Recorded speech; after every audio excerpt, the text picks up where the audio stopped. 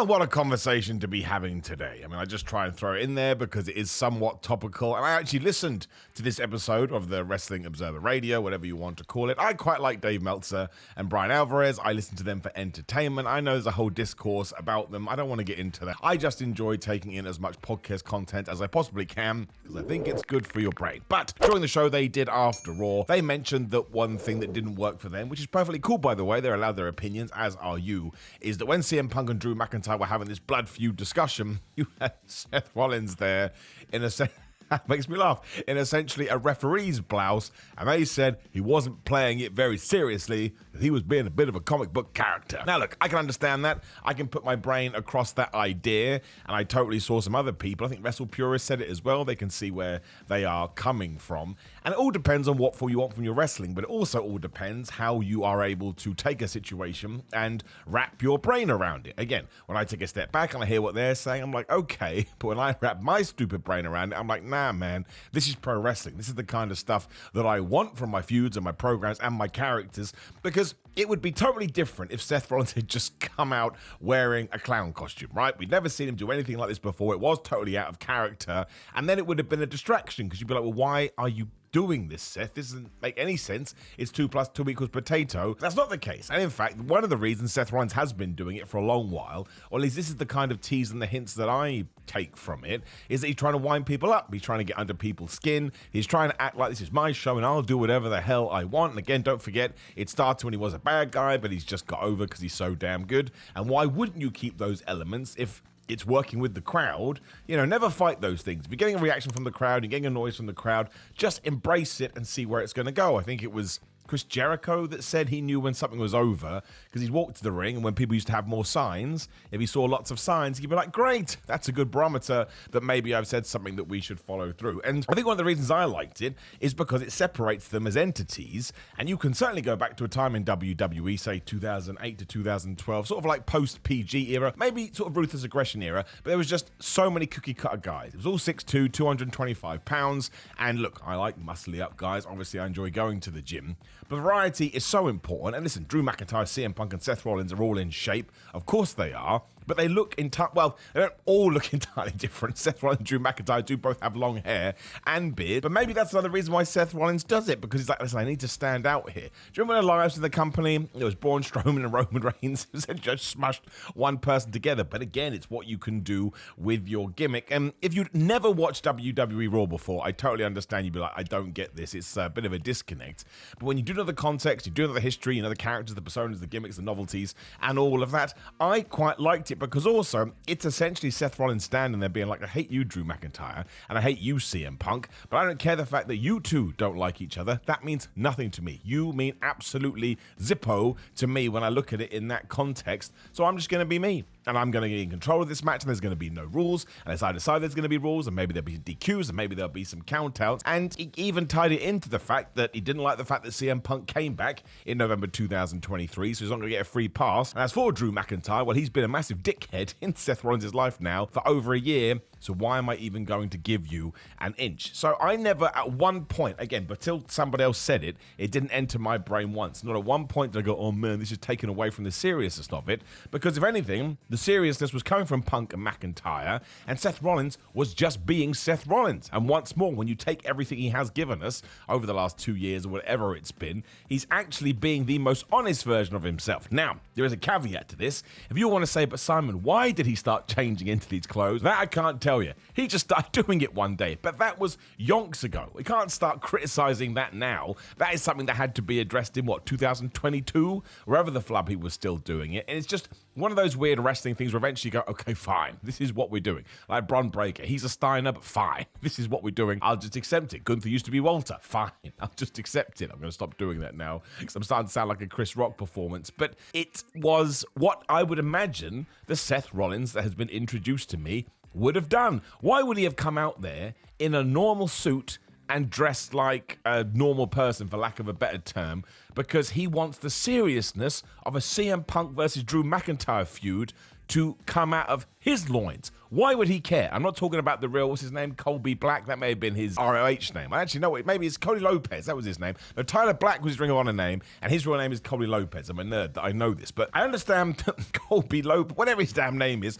I understand if you're talking about it from that point of view, but I'm not. I'm talking about it from a Seth Rollins point of view. Of course he's going to come out because if anything, we're getting real nerdy territory here. First and foremost in his brain is going to be entertaining the fans because he wants him to sing his song, and he's done this 1,000 times. It's Monday Night Rollins. It's my show. I'm the visionary, and therefore I want all of my people behind me.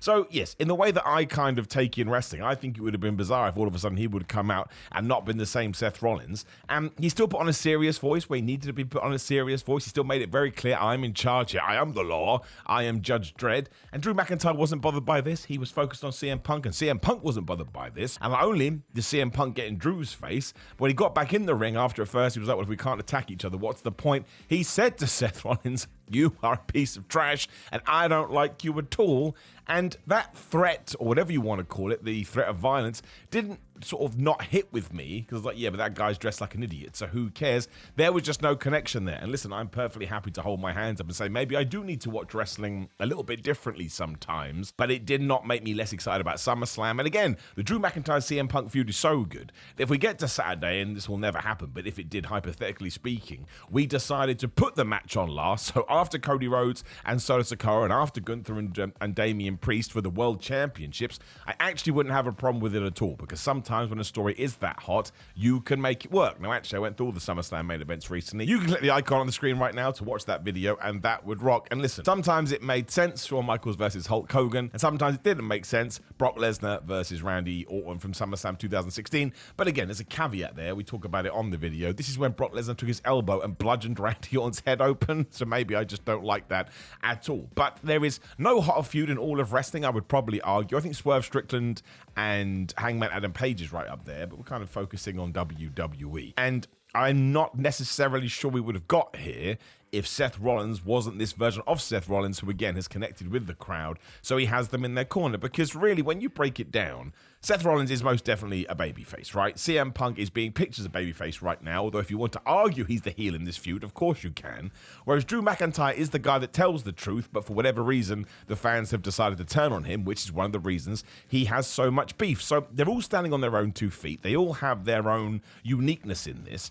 And I would like to hazard a guess that if Seth Rollins does accidentally screw over CM Punk, which is what I predicted on my predictions video, which will also pop up on a card, then maybe that's when he wants to start coming out and dressing in more quote-unquote serious clothes. That sounds so ridiculous saying it, because then you do want to see an evolution, you do want to see a change, because maybe he's going to have to bring that into his arsenal if he wants to take down somebody like CM Punk. Maybe he goes the other way and comes out dressed like an umbrella. I don't know. But when I think about the likes of the Macho Man Randy Savage, we mentioned Shawn Michaels, he used to come out in crazy clothes, or just special guest referees in general. Shawn Michaels, I remember him wearing those super tight shorts, and there was somebody else that wore something absolutely ridiculous. Most professional wrestlers that take on the special guest role have some kind of, I don't know, not generic clothing, that's the complete opposite what I'm trying to think of, but some kind of clothing that is unique to them because they want to stand out, because of course they do. 9 times out of 10, if you just have a normal referee, for lack of a better word, they have to float off into the distance. You have to ignore them. It's like a drummer in the band. The only time you should notice them is something has gone wrong, otherwise you do not want them there because it becomes a bit of a disconnect and a bit of a distraction. But when you have a Seth Rollins or a Shawn Michaels or a Steve Austin or a Shane McMahon,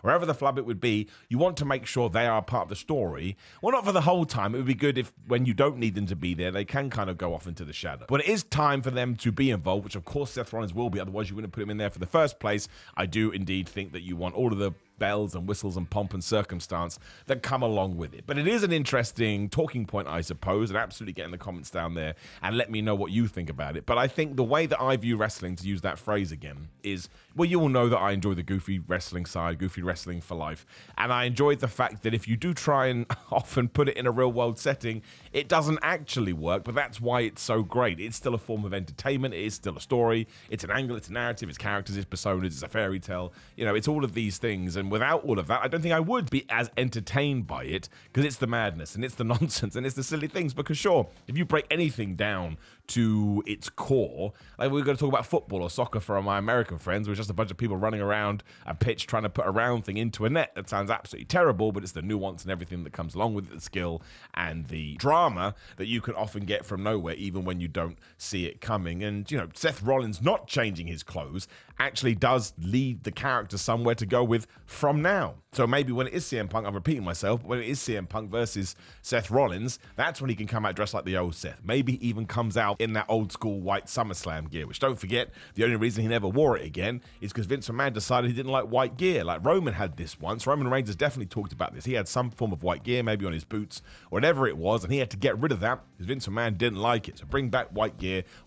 White gear looks great. I still remember when Triple H wore those white boots as we go on this side quest. I think that was at a WrestleMania, but just goes to show we need more of that in our life. But no, I don't think Seth Rollins is ruining the CM Punk Drew McIntyre feud. I don't even think he detracts from it by being his, to use the term that everybody is, clown character. I think he adds to it. And I think the version of Seth Rollins we have right now is, I don't want to say it's the best one, because I really liked his 2019 run before we got to that Hell in a Cell bodge, whatever the right term would be.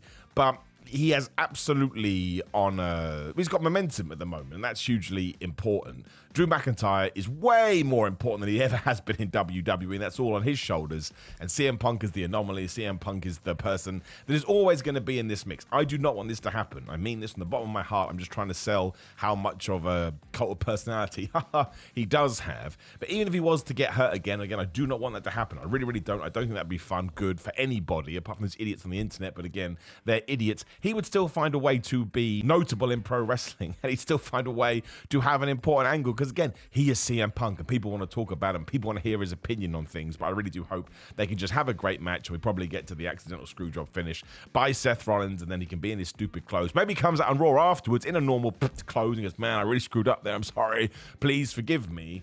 But I don't mind it at all. And in fact, I would like more of this in my pro wrestling. It's meant to be fun. It's meant to make you roll your eyes sometimes. This is a complete tangent too. But so many people, I don't know why people message me this. I think they think I'm responsible for it. Going, oh, you shouldn't have laughed at The Miz, Kathy Kelly, our truth segment on Raw. It was so dumb. You don't think I'm aware that it's not stupid? I'm aware how stupid it was.